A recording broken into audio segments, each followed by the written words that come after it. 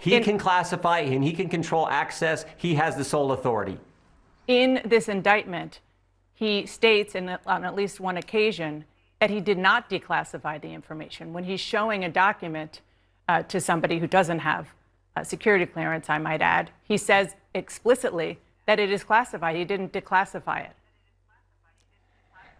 Dana, he has said time and time again he's declassified all this material. This is the most political thing I have ever seen. They have been out to get President. They're indicting President Trump on Tuesday for having material that he declassified that was protected by the Secret Service. And the people who are doing it is the administration, the Justice Department, from his opponent in the upcoming presidential election.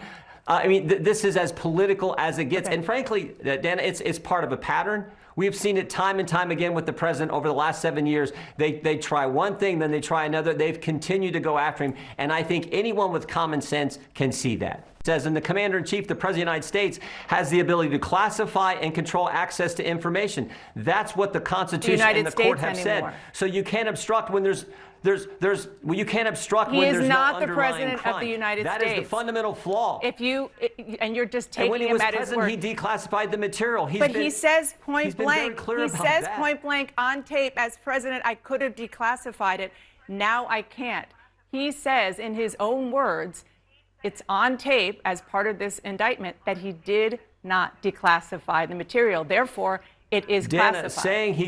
Saying he could have is not the same as saying he didn't. He said now I can't. He has declassified this material. He said that now he can't, right, because he's not president now, but when he was president, he did declassify. He said that. Which means that what he was holding was classified.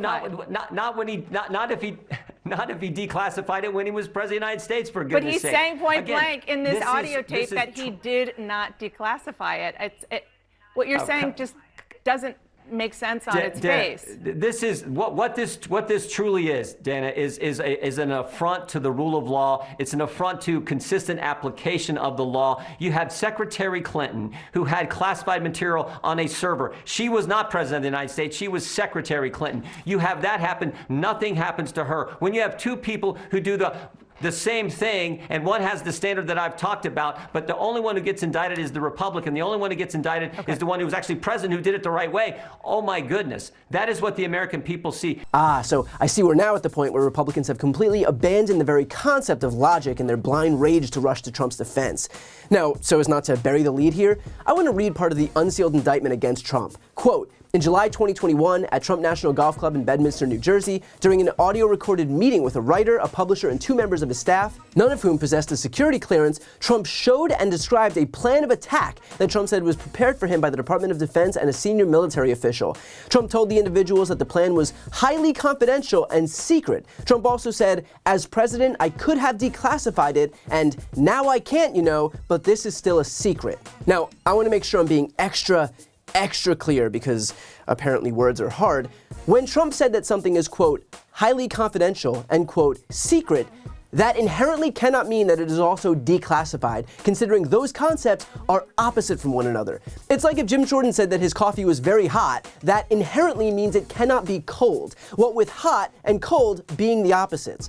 When Trump said, as president, I could have declassified it, that means that he didn't. And the way I can tell is that I've spoken English for my entire life. That's how words work. You don't say, I could have declassified it to mean that you did declassify it. You say that to mean that you didn't declassify it. I would say that I was surprised that Jim Jordan was ignoring some pretty basic tenets of the English language, but then again, ignoring things does seem to be Jim Jordan's forte.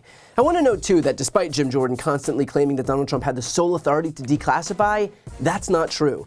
Donald Trump, when he was president, had the authority to begin the process of declassification for certain documents, but there was still an actual process that had to be followed, and there were restrictions that were put in place that prevented certain information from ever being declassified, such as, for example, information related to nuclear weapons and human sources. But regardless, that argument is moot anyway, because because the crimes that Trump committed happened when he was no longer president. When he retained those documents, when he shared the contents of those documents, he was a private citizen. And Jim Jordan would say, well, he already declassified them, so they were no longer secret anyway. And to that, I would refer back to the literal recording of Trump saying that the information he was sharing was, quote, highly confidential and secret, and that, quote, as president, I could have declassified it, and now I can't. Again, Jim Jordan is trying to make an argument that Donald Trump himself already undermined. That bus has left the station. To claim that Trump declassified everything when we already have irrefutable proof that he didn't is a testament to the fact that the Trump defenders have no leg to stand on here. You gotta love too how when Jordan is confronted about that fact, all he can conjure up is that Trump already said he declassified everything, and if Donald Trump, the world's premier authority on all things true and factual, says something, well, then it must be true. Number two, do you have evidence that the president, when he was president, now former president, actually declassified these documents before he took them?